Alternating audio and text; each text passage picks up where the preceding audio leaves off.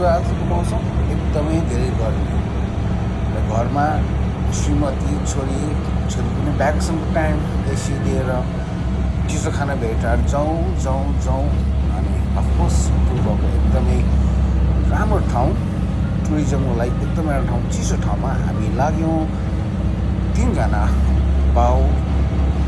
आमा छोरी भेटार चिसो इन्जोय गर्न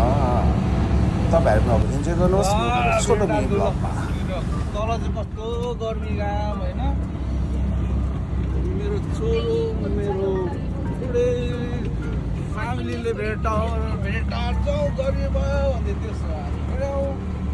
भेटार चिसोमा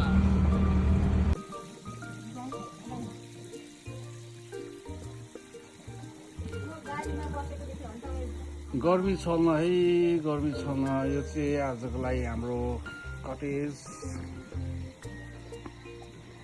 यहाँबाट चाहिँ देखिएको धरानको भ्यू 10 बजे 10:30 मिनट थियो यस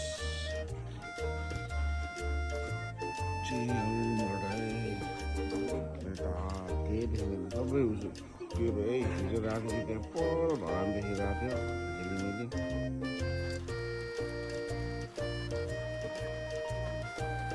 मेरो बुढीलाई एकदमै धेरै गर्मी भएकोले गर्दा मलाई पनि गर्मी भएको थियो होइन बुढी इन्जोय गरिरहेको छ है अनि भेटारमा छौँ हामी यस्तो चाहिँ अहिले चाहिँ 11 बजिसक्यो होइन पर धरान देखिनु पर्ने हिजो राति त लाइट थियो होइन छैन अहिले पुरै अहिलेसम्म घाम देखेको छैन हुँदाहुँदै पानी पनि पर्न थाल्यो बत्ती त्यो फ्यानको हावामा